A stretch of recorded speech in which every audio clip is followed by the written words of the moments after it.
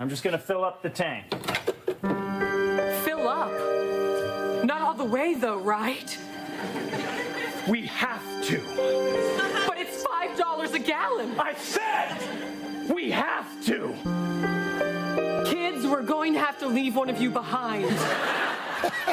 What? You gotta laugh or you'll cry, right? We're back with SNL's take on those skyrocketing gas prices. Well, they're hitting at a time when a lot of Americans are jetting off for spring break and getting busy planning to book those summer getaways. Yes, so here to help us navigate the new travel landscape and make the most of our vacation dollars, NBC's chief consumer investigative correspondent, Vicky Nguyen, is here. Vic, how are you? Hi, good morning. Yeah, this is a tough time if you are traveling because you are seeing the prices in real time increasing. And we're poking fun at it, but the reality is a lot of folks are feeling a lot of pain at the pump right now. How is that translating into, like, airfares? Think about jet fuel. It makes up such a big part of an airline's budget, and it goes into what you are paying as well. Right now, a gallon of jet fuel is roughly double what it was this time just 1 year ago. And a new report out of Deutsche Bank shows that flights on Delta and United are up 15 to 57% for late March. Over at Spirit, it's more than double.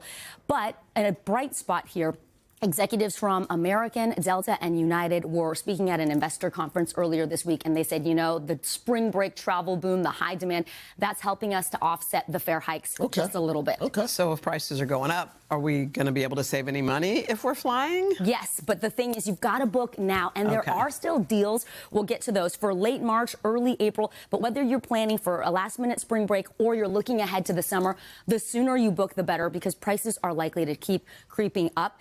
Something I want people to think about. You have miles, you have points lying around. Use them those right now because they lose value over time. The Points guy says try point.me or PointsPath. Those two sites will let you enter whatever program you're in. They're going to search across a ton of different airlines and destinations and loyalty programs and help you maximize your points. For free? Well, some of them are free, some of them have a small fee, but a lot of people I've talked to who've used them said it was well worth it. It pointed them to things they wouldn't ever have thought they could afford. Max My Points is the same thing, but it's for hotels.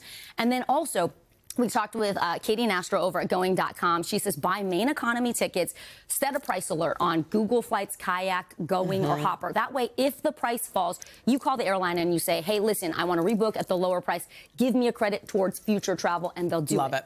That's super important. And then you want to avoid families traveling in the summer. So go early June or late August if you're not stuck to the school schedule like we are.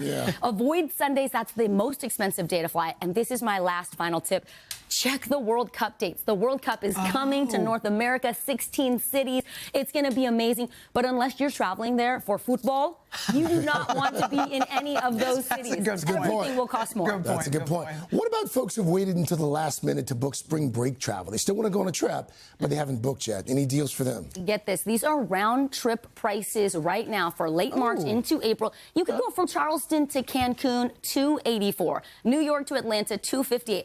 Boston to Austin, $251. That's good. I like the Los accent. Angeles to Boise. Okay, here, under $300. People are loving going to these destinations, getting outside. A lot of us have been cooped up because of this crazy winter weather. And Going.com says these are round trip, mostly on full service airlines. So you can get these right now for the next few weeks. What if we're not thinking about flying? Well, what if we'd rather take a train or take a road trip or take a cruise? Listen, it's still going to be cheaper to drive than fly anywhere, even as gas prices are creeping up. Hoda, car rental prices are actually up roughly 2 to 3%, according to NerdWallet, partly because of gas prices and also because people are shifting from flying to road trips.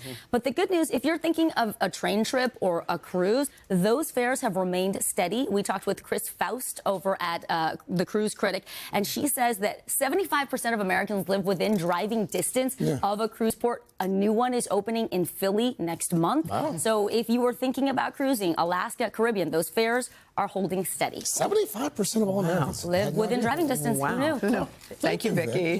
Thank you. Hey, thanks for watching. And don't forget, you can catch the Today Show every morning on NBC or take Today when you're on the go. Just follow the Today podcast on Apple Podcasts, Spotify, or wherever you listen.